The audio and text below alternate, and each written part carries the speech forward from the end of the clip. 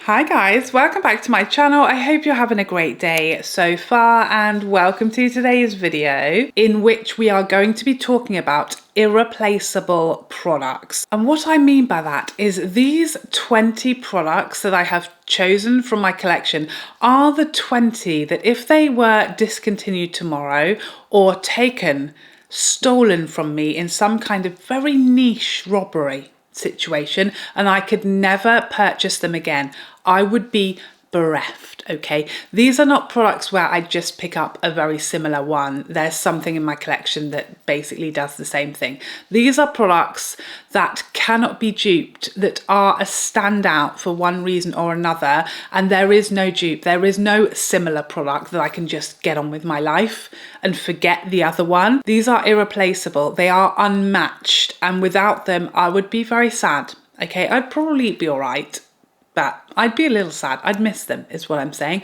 So without further ado, let's get started. So I picked the 20 most irreplaceable products from my collection for this video. And there are a lot of products that I love that are a holy grail, but second place is very, very close. It's almost, is it first or is it second? It's neck and neck with some other product. These products, there is no neck and neck. There is no second place. These are standout. So surprisingly for some, for me at least, there are no concealers in here because that's an example of a product. You know, I love my House Labs and I'm pretty sure most days that's my #1 concealer. But I also love the Huda Beauty. I also love the Natasha Denona. I also love the Gallant. There are a lot of other concealers that if the House Labs was discontinued, I'd still be okay. I wouldn't be that upset because I have a very close second, third place. You see what I'm saying? These products, I don't. They are irreplaceable. There isn't anything else that is basically the same thing.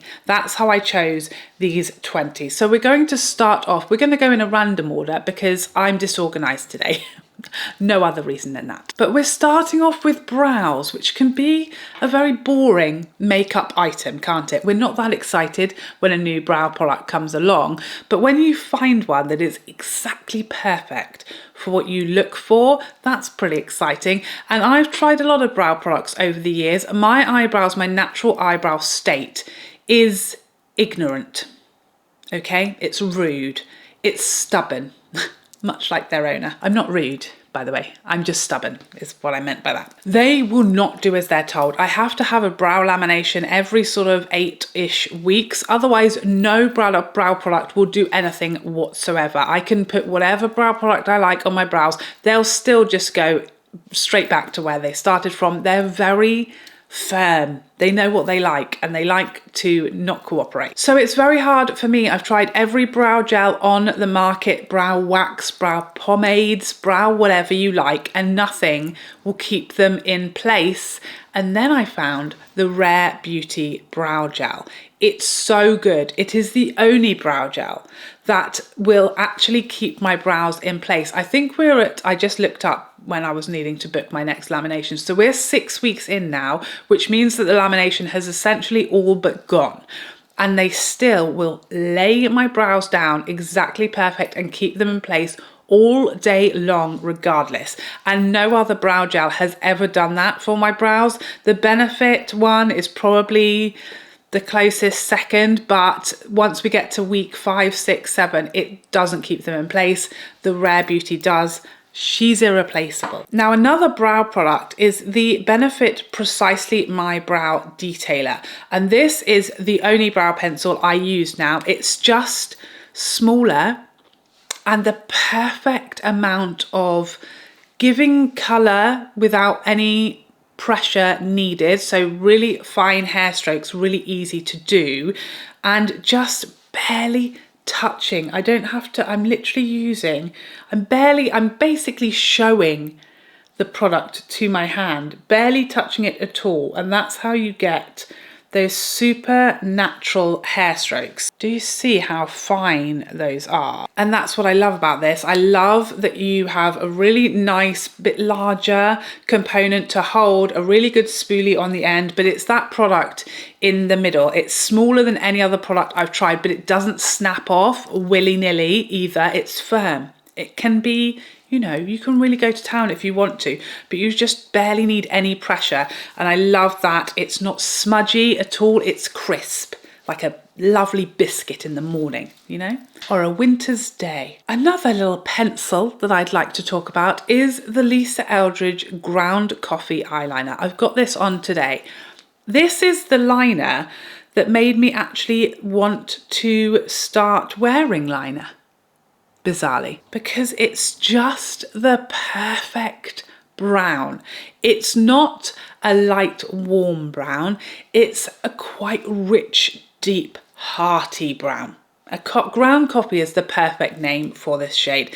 It's got the perfect amount of, you can slightly smudge it or smoke it if that's what you're looking to do, but it will also go down crisply. It's the only eyeliner that has managed to stay in my waterline all day long, to the fact that I will look in the mirror thinking there's going to be no eyeliner there and I need to reapply, only to find it's still there at the end of the day. And that's really never happened to me with a liner. I never really wear eyeliner, but once I discovered this one, I wear it quite often. I think it's very flattering. It's just softer than most blacks, especially going into the waterline. It's just a bit too harsh. It closes your eye up, and I like a big wide open peeper. You know, I like to see what's going on. I don't want them closed down. I don't want to miss anything. But this feels like it really suits me. The color and the fact that it wears so well, it's irreplaceable. I've never found another eyeliner that I actually want to put in my waterline unless it's a brightening one. That one, I feel like it just goes so well with the tones that I like, with those neutral eyeshadows.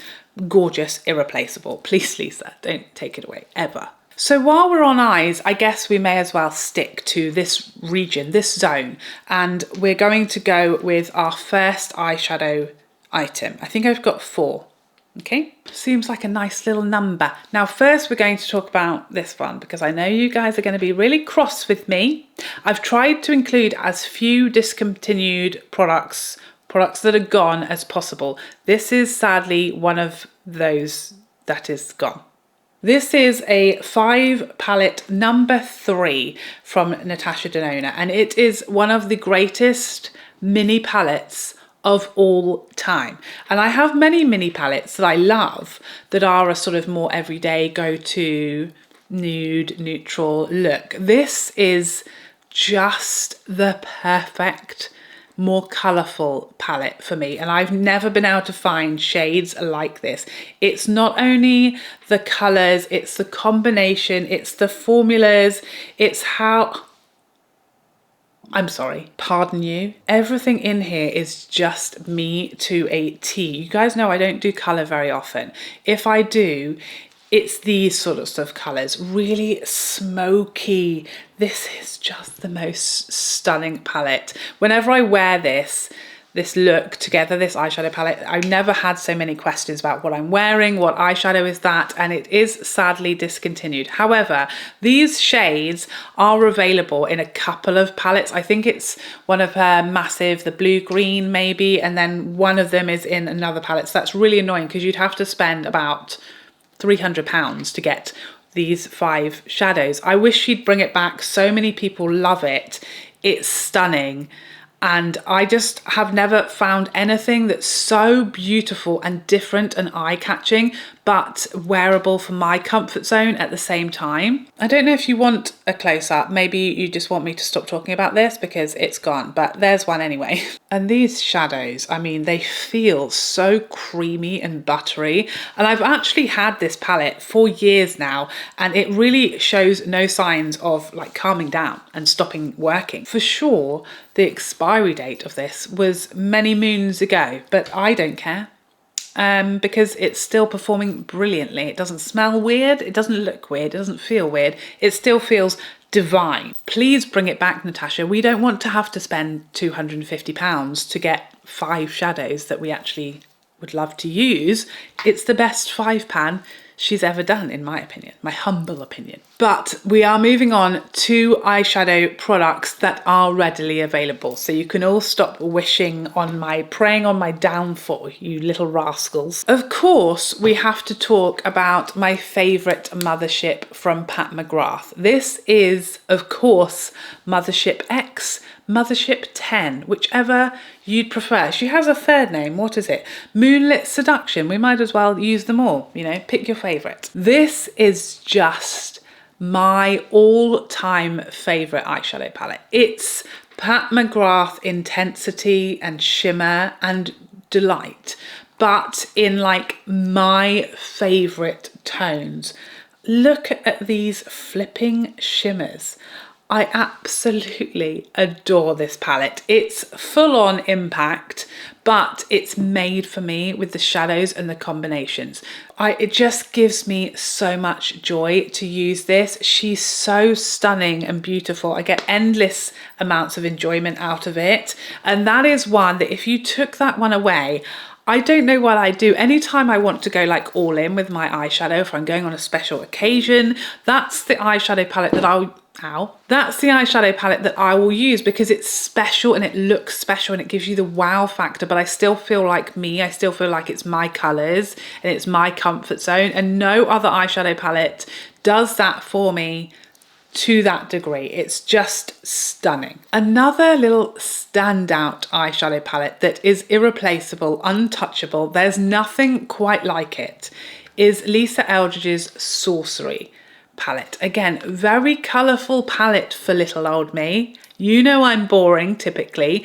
This looks so colourful and terrifying. Do you see how well used and loved that is? Look at the state of it. It's been battered almost to death because I love her so. This palette is so special. It manages to be like quite colourful for someone as boring as me, and yet so wearable.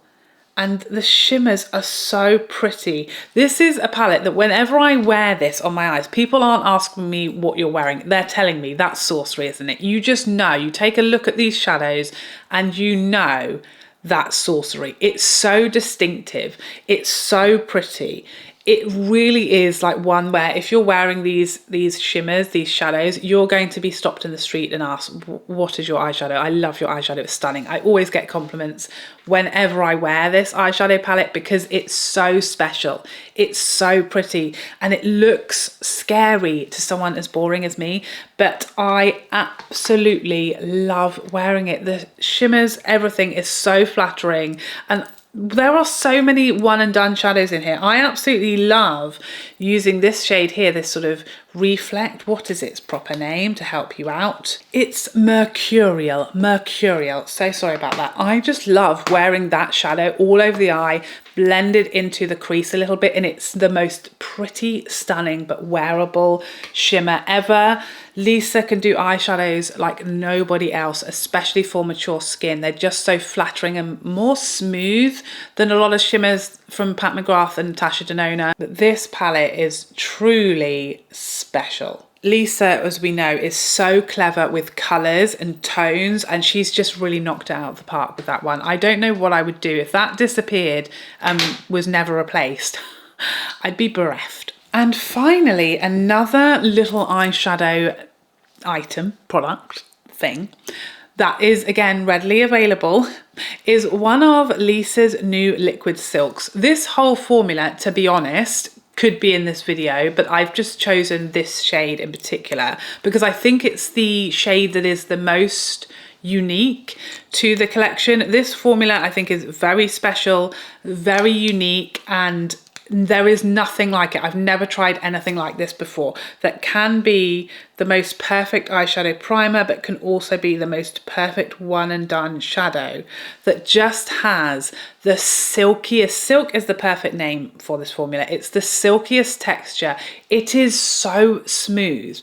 Your lids look so perfected and airbrushed. It doesn't crease, it doesn't move, but you have enough time to play with it. I don't think there's anything on the market like it. I think it's so clever, so well done. And this shade, this is Ione, sorry, I don't know if I told you the shade name. It's just, is it slightly smoky purple? Is it grey? Is it greyish? It's just so many different tones. It's so clever, and it is the most stunning. Literally a couple of dots of this and create this lovely wash of colour throughout your whole eye area region, and it's the most stunning look that will look like nothing else. And I don't know what I'd do without these now. Here is a look at a heavy swatch and then how I would sort of use this blended out. These are unbeatable for mature eyes, especially if you want something quick and easy and you don't want to bother worrying about combinations and what goes with what. You literally cannot beat these. And now I just don't know if I could live without them. They are absolutely game-changing. Now let's talk about a mascara. Can you guess which mascara I'm going to talk about? Of course you can, if this is not your very first day here. If it is, by the way, welcome. Thank you for joining us. Where have you been? We've been missing you. But it's Charlotte Tilbury's Pillow Talk Push Up Lashes. This is my holy grail mascara. I'm wearing it today. And while I do have other mascaras that I love, I have several mascaras that I repurchase several times and I love and I use regularly, but none of them are a patch on this one. If I just want my lashes to look exactly how I like them, this is the mascara for me. I've gone through so many of these. When I was doing my mascara battle, this mascara versus Charlotte Tilbury's new Exaggerize mascara, I was talking about how this had been my holy grail since it came out. And I was thinking that was like 2 years ago. It's been 4 years. Okay, my flabber was gusted. 4 years since this came out. 4 years as a holy grail is unheard of in this house, okay? It's not a feat that happens very often, especially as I try so many mascaras because I love them so much. 4 years in top spot. It's undefeatable. I will be bereft if she discontinues this because this is like nothing else. It's the wand, the shape of this wand. And I know that this is not for everybody. Not everybody loves it as much as I do because it is different. It's very flat and then the bristles are on the sides, but it just gives me the exact lashes that I want. They're dramatic, but they're separated. They're spiky. They're so lifted and fanned out. It's the perfect lower lash mascara. It doesn't budge, smudge, flake or transfer on me. I love it to death. I love the packaging. I will repurchase this for forever, and it is unbeatable, clearly, because 4 years in, what could possibly happen? You know, I'd love it to be beaten because wow, you'd have to fully knock my socks right, like not just my socks, my feet. You'd have to knock my feet fully off of my legs in order for me to imagine a better mascara, but I'm here for it if you want to try. Moving on to base products.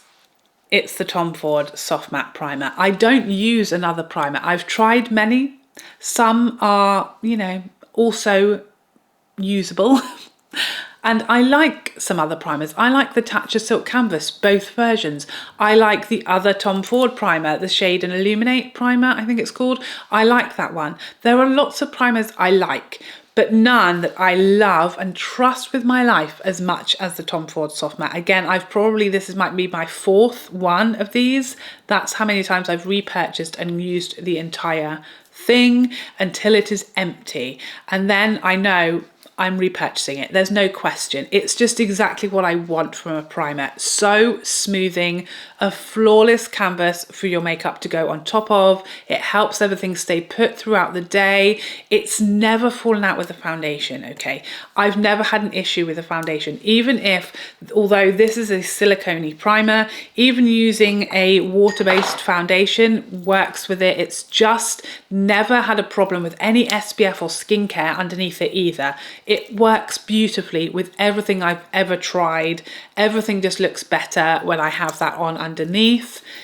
I've never met a primer I liked more, or that even has come close, to be honest. It's just perfect for me. Now, another product that is called a primer, but it's just not quite how I use it. So this is the Charlotte Tilbury UV Flawless Poreless Primer with SPF 50. So a very, very different product to this. And while they're both in theory called primers, I don't use this as a primer. So I don't really ever use this underneath foundation unless I'm on holiday. That's the one exception.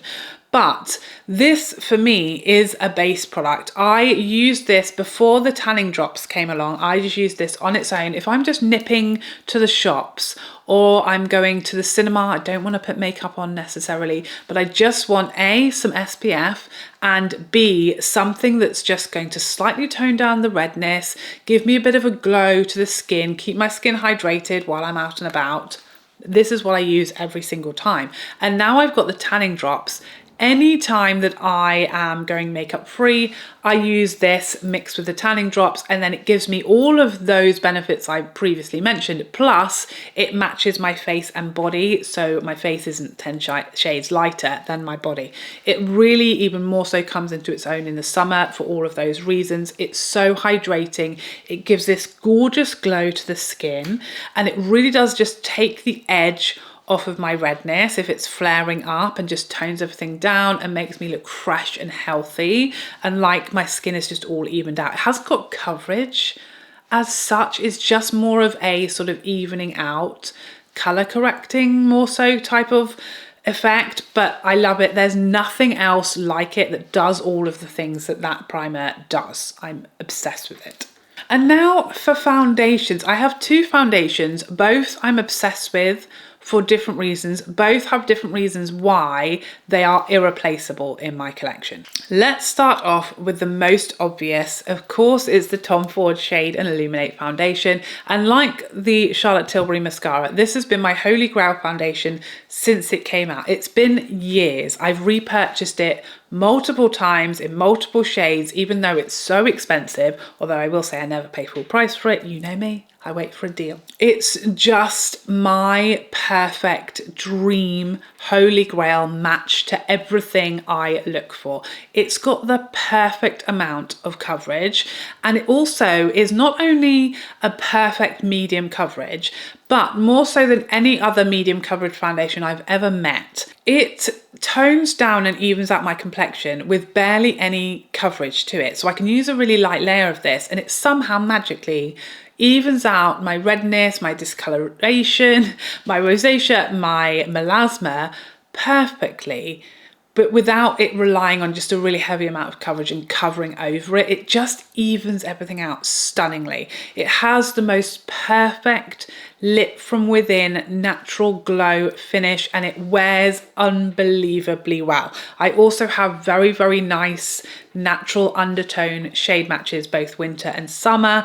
It's just my dream foundation. There's nothing I don't like about it, other than maybe I wish it didn't have the SPF in it, because that could cause a problem for other people who would love to use it and can't.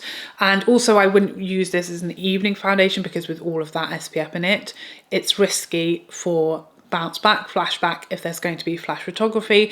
It's my favorite everyday go-to foundation, and it has been for so long. Nothing quite comes close. It's the finish that is really special, and not only the finish, but how long and perfect the finish stays.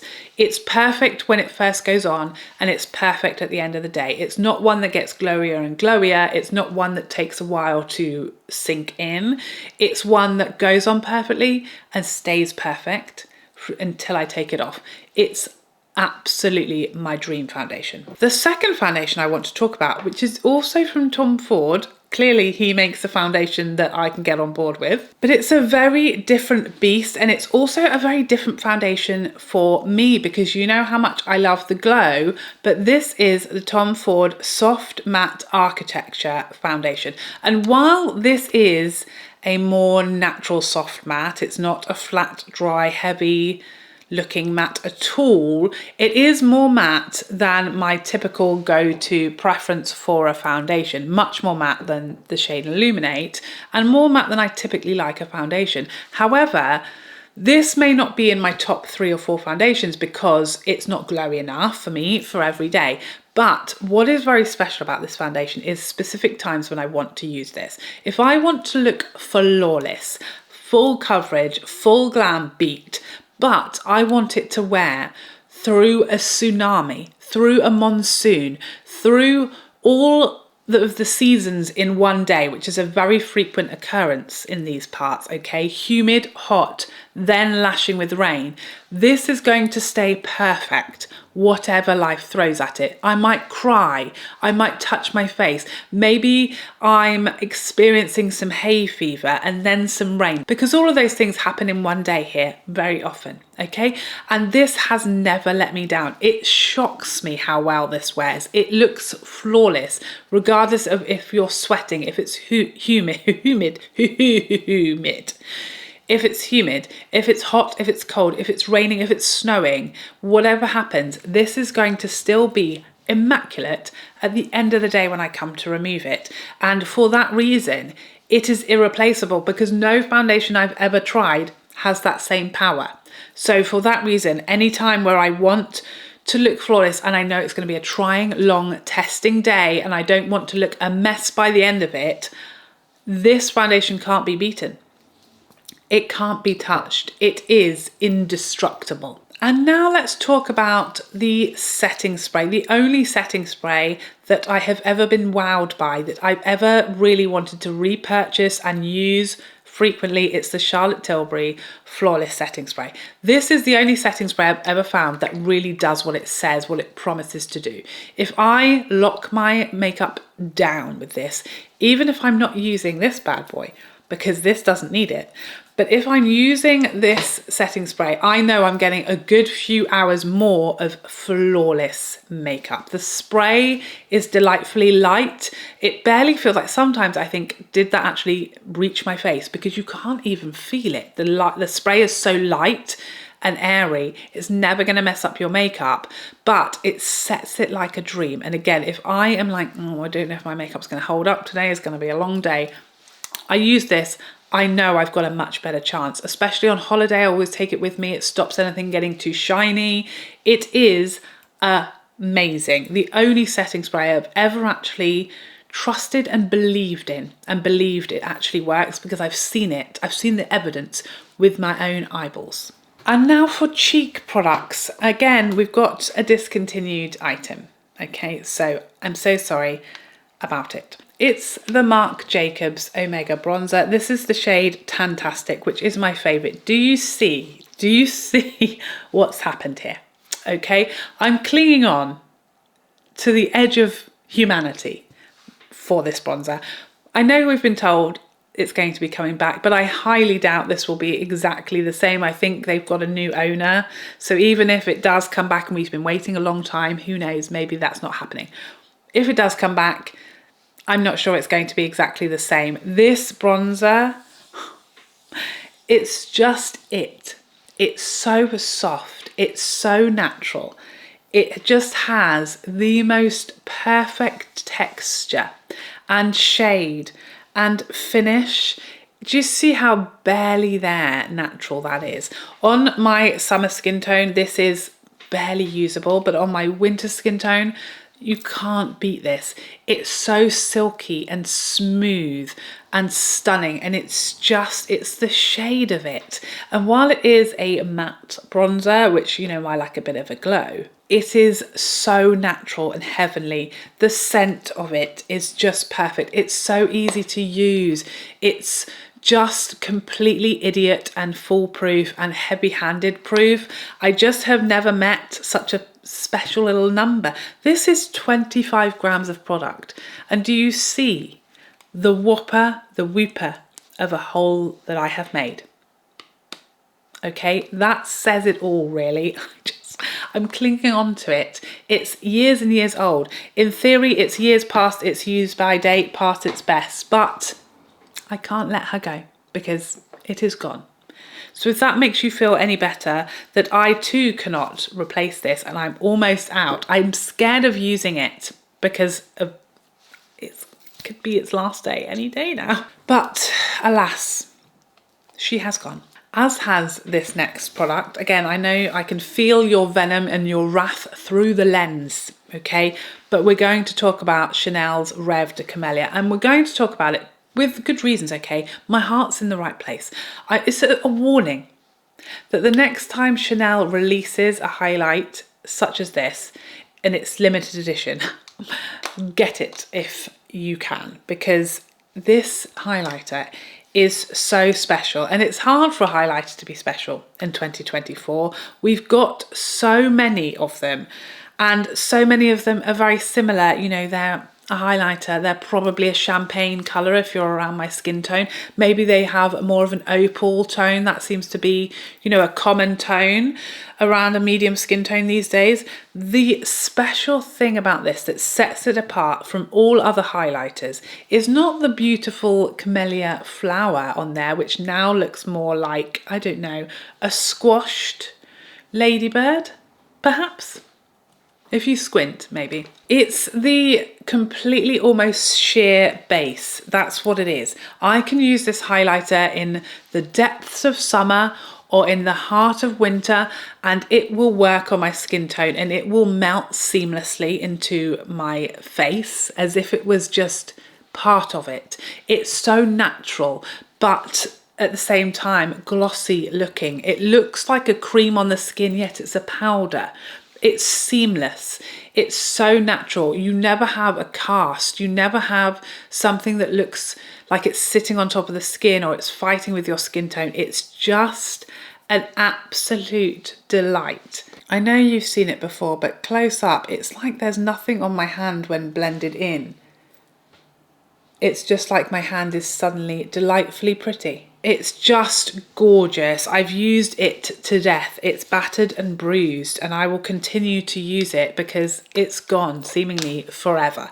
If it does come back, I beg you that it does, Chanel, and even give us more shades, because the second batch, the Symbols highlighter, isn't quite the same. It does have more colour to it. Beautiful still, but at least you should have made this one as large as the Symbols so we could have had a lifetime supply. It's just a standout. There's nothing quite like it. It's special. Next up, one of the newest products, I think, in all of these that I'm going to talk about to my collection is Chanel's Brume D'or blush. Chanel just gets cheap products, don't they? Everything they make is just perfection.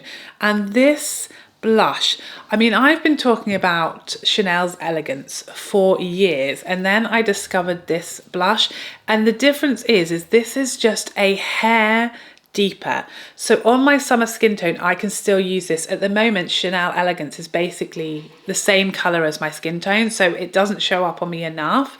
In the winter, that would be on this list. But then I met Brume D'or, and I can use this winter and summer, and it just be the most perfect, elegant, barely there bit of something with the most stunning glow. So here again we have a heavy swatch and then a more blended blob for you for your viewing pleasure, but it's just the perfect color, it's the perfect texture, the perfect finish. It's gorgeous, lit from within glow. It never looks shimmery or sparkly. It's so refined and elegant and subtle but pretty. It goes with every look. It's the ultimate neutral blush for my skin tone year round, and there's just nothing that's quite as perfect as that. And finally, for the cheeks, we're going to talk about this pricey little number, the Sisley L'orchidee blush in the shade 1. So this is a slightly more neutral blush than the other shade that I have, which is a bit more coral peachy. This is just the perfect shade for me. If I want something that's a little bit coral, a little bit peachy, but not too much, if I want to do a sort of one and done bronzer, blush and highlighter, it doesn't get better than this for me. And again, what's special about this blush and different to any other blush that I own is how stunning and pretty the finish is. It's the most understated luminosity. Now the Chanel has that real sheen to it. This is literally a hint of angelic glow. It's really barely there. So pretty, so natural and easy to use. And this has that combo of like a bit of a bronzy shade, a bit of a peachy shade and a bit of a highlighty shade that this can be a one and done product, dusted, you know, around the perimeters of your face and your cheeks. And it's just so pretty. Nothing is quite as understated and refined as the finish of these Sisley blushes, and I would be crushed if this was gone forever and I couldn't use it anymore, because one, it's very expensive, but two, for me, it was really worth the money because it is special and it does give me that wow factor. And just on the cheeks, I really find with this, as you apply it, you get more and more glow coming through as you sort of buff this onto the skin, and it just is seamless, the prettiest little bit of refined glow without being sparkly or shimmery or too much. A little less glowy than the Chanel finish blushes. Just stunning, and it really does do something for me that no other blush can. And finally, I have 3 lip products to talk about. Let's start off with the one on my lips, because this is the only one I think that is gone forever, seemingly, but it is a shade of Dior Addict. Of course, this formula is still around, and there are very, very many shades, but this shade that I'm wearing today is Coral D-Lite. And this shade seemingly has gone forever. So this was a limited edition shade, but I feel like we all have got a little bit resting on our laurels, a little bit relaxed about limited editions, because a lot of the time it's people like Natasha Denona who I blame for this, because she says something's limited edition and it's still there 3 years later. So we've kind of got a little complacent with the limited edition. We've stopped believing people when they say that. But this was here and gone, I'd say in about a month. It didn't sell out overnight, but it was gone forever within a few weeks of it launching. And I've had so many people, whenever I wear this, everyone is like, I can't find that shade, I can't find that shade. It's gone, okay? You have to let it go. Again, I'm scared to use this because I do wear these Addicts like more days than not. And this is one of my all-time favorite shades. And I just find it quite special in the sort of peachy coral category. There's something about it where it's right in the sweetest spot of it being a spring summer peachy shade without being like too scary. It's so wearable. You can wear it with any other shades of makeup and it never clashes or fights with anything. It's just like almost leaning towards a neutral peach, that it is wearable with any other shades, and it's wearable daytime, nighttime, days out, glamour days. It just is so versatile. It's like right perfectly between too bright and too boring. It's the perfect wearable peachy shade. I love it so much. Whenever I wear this, I get so many questions about it, and unfortunately it is gone. I just have found nothing like it. I've been trying to dupe it. I found some shades that are kind of close, but nothing is exactly the same. I think it's such a stunning shade. Please bring it back, Dior. The people want it. Next up, we're talking not only about this formula, but this specific shade as well. And this is the Lisa Eldridge Balm Embrace in the shade Sweet Fig. This is my favorite, I think, from that whole collection. And it's special for many reasons. I think this formula is special because it's got the perfect amount of color with a really nourishing, hydrating feeling lip balm, but it's got enough color to it at the same time. It's not completely sheer. It's also not like super opaque, so it's too much for kind of going in your handbag and applying mirrorless. It's perfect. What is special about this formula is the finish. It's the juiciest, smoothest looking shine I've ever seen in lipstick before. There is no shimmer or sparkle at all. It is literally gloss. But it's not sort of melting gloss like the Hourglass. It's a beautiful hydrating balm. There's no tingling or burning in any of these shades. It's literally nourishing hydration. Beautiful. This shade in particular, Sweet Fig, is just, again, it's so special. It's not too warm. It's not too cool. It's not one that you can't wear with a certain makeup. It's perfectly neutral. It goes with anything I can wear at winter or summer. It's a very special shade, and the finish of all of these shades in this collection are just special. They're just glossier, almost wetter, but no stickiness. The formula is amazing. This shade in particular is just the perfect everyday shade. There's just nothing like the finish of those, I don't think. And finally, the last product, but by no means the least, loved that we're going to talk about today is the Chanel Double Tenue. And again, we're really talking about this formula because there is nothing like these. There is nothing as good as these. There is nothing that does what these do quite like Chanel. So this is their double-ended formula. It's a liquid lipstick that is glossy. Can you Adam and Eve it? I know I can't. So on one end you have your colour that I find really deepens up as it dries down. And then on the other you have a clear gloss that you paint over the top of the colour and it locks it in. And you wouldn't believe it unless you've seen these in action. I'm always showing people whenever I wear these out, and this is pretty much the only lip formula I'll wear out if I'm going for dinner, if I'm going for drinks, because I know it's going to stay flawless through 3-course meals, through multiple glasses of wine, through coffee, through dessert. This will stay perfect, and not only perfect, like you've got gloss on. It's so confusing and magical at the same time. This is the shade Timeless Beige. It's one of my favorites. I love all of my shades of this. The formula is what is, to me, irreplaceable here. Other brands have tried and failed to copy this type of formula. I'm looking at you, Dior, and nothing has ever come close. That mirror-like shine with that wear time, and that not only the wear time, but what it can go through as far as meals. I mean, I haven't even put the gloss on top, and I can barely get it off, even without the gloss that locks it in. It's just that the gloss gives you that shine. It is magical, miraculous. There's nothing like it. This formula is untouchable, I'm sure of it. But there you have it. Those are my 20 most irreplaceable, untouchable makeup items in my collection.